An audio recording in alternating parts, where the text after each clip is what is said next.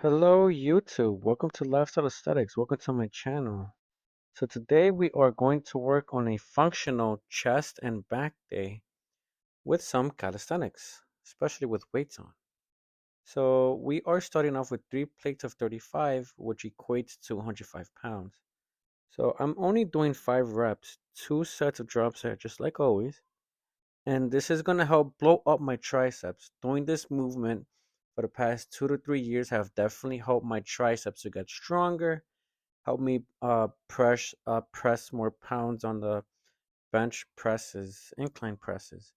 So here, after the weighted dip, I have pressed the machine a little bit more towards the right, the dip bars. And when you do them more wide, your chest will do most of the work. That's what's going to grow more. So I am doing the weighted dips again. So with the weighted dips, I find it easier for me to do it with the close grip bar. If I was to do this with the wider grip, just for safety, one experiment by dropping the weight. So the way I was working on doing these weighted dips is that in the beginning, after mastering body weight pull-ups and dips, I've added a chain. 10 pounds I've attached it to, and then I did it with 20 pounds, 25, and then progressively increasing the weight little by little every week, every 2 weeks to get my numbers up on the weighted dip. And again, push the little handlebars towards the opposite weight so that way I could do a wider grip dip to get my chest activated. So this is going to help increase your numbers on the bench press machine, incline presses as well. So today I'm doing a little bit different. Um, I did add a 35-pound plate on my belt, but I'm doing these side to side pull ups. So after you master doing this body weighted, I wanted to do this as an experiment. When you do side to side pull ups, you are working more of that bicep depending on which way you go. So if you're working on the right, that pull up will work more on that right side bicep and forearms. You are still working the upper back because that was mimicking a regular pronated grip, side to side pull up. And this is advanced, something you will really have to work on little by little as you experience more time in a gym. So this exercise is like pretty good to develop that mind muscle connection and getting a bigger growth for the biceps. So it's side to side, trying to reach my chest to the bar as much as I can, trying to go as high as I can while I do this side to side. And then after 2 sets of those drop sets, I am doing a neutral grip pull up on 70 pounds. So weighted pull ups have blown up my forearms, has blown up my biceps, has gotten me stronger to the point where I can lift heavy for the pulling and rowing type of machines. So after I do the 70 pounds, I'm holding at the top and on the negative when you go back down, trying to make that slow because I realized that when I've do the explosive movement and then releasing very slow, that's when I feel more of that muscle group burning. So this is working the middle part of the back, lower traps, biceps, and forearms. Releasing it slowly is definitely going to help you get that big back, that V tapered, right? This is the Greek god aesthetic where the weighted dips, weighted pull ups is the main focus for this type of look that you want to do. Dropping the weight, and then now I'm doing the body weight again, trying to go slow, holding at the top. So getting that nice shoulder to waist ratio is what you want if you want to have a Greek god body, Greek warrior body. Incline presses as well is pretty key to develop that type of aesthetic look. Doing these on incline, 70 pounds. Trying to go lower on the incline now. My shoulders are pretty much great as they are, so I want to work more on the upper chest. On the bench, on the incline, doing them at level 2.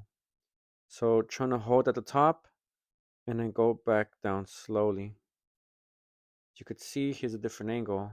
And then when you want to do these dumbbell incline presses, put them on your leg, put them on your lap, and then try to kick it up, because I've kind of hurt myself in the past where I would just go straight standing up and then falling into the bench. My wrist tweaked. So this is a safer way to do it. Please, please be careful. Make sure you are kicking them up. Also, do it on a weight that you're comfortable with. Don't do too much weight. And then you would eventually do more reps as time goes on. I lowered the weight from 70 pounds to 60 pounds. Again, I like to do these diagonal. It's easier, more range of motion. It's not stopping all the way at the chest, going a little bit past my chest and then the shoulders, and then just pushing the weight up. Um, yeah, so that's the main technique. This is a good exercise because usually when you throw a ball or anything that you're doing, pushing something is from the center of your body, your torso, and then pushing up at some angle. So this is mimicking functional strength, real life movements to help you get stronger in those areas, right? Just like the way to pull up and dip, pushing something and pulling something towards you, or you pulling yourself up, is the main idea for these functional type of movements. So after these incline presses, and I'm trying to take my time on, right? We'll do a next one soon. So the key here is to make sure you're not bouncing the dumbbells off of your chest. And this is good for the way I'm doing them is to make sure I don't even injure my shoulder joints neither. This is easier on the shoulder joints. Helps you to make sure that when you're pressing those dumbbells with the incline bench press, you're not messing up the rotator cuff. People who go to the gym for a long time, sometimes they sustain a lot of injuries. You want to make sure that you're lifting pretty much for life and that you have as minimal injuries, little to no injuries at all on your body. That way you're able to keep doing what you're doing, keep getting stronger, keep getting to build that aesthetic look. And then here I am doing lat pull downs. So doing them with my palms facing towards me, the supinated grip. The grips determine what muscle group of your back you're working on. So if you're doing supinated grip like I'm doing, I'm putting much more emphasis on the lower back. If you put them with a neutral grip, like how I was doing with the weighted pull up, that's your middle back. And then if I do them pronated, where your fists are painting, your palms are facing away from you, working the upper back. So with this movement, trying to do my best to keep it at a supinated grip, trying to hold at the bottom and then slowly releasing upwards. You're definitely going to feel the burn on your bicep, forearms. Lower back is going to get built as well. Um, this is pretty good for that. You want to make sure you build the three different sections of your back, because the back is the biggest muscle in your one of the biggest muscles in your body. Easy to develop, but also easy to neglect. Making sure you hit all three sections of your back. All right. Comment down below what type of movements you like to do, whether it's a push day or a pull day. Don't forget to hit that like button, smash that like button, smash the subscribe button, like and subscribe. Share this video with your other friends. Let your people know how to do a good functional push and pull day. All right, catch you in the next video.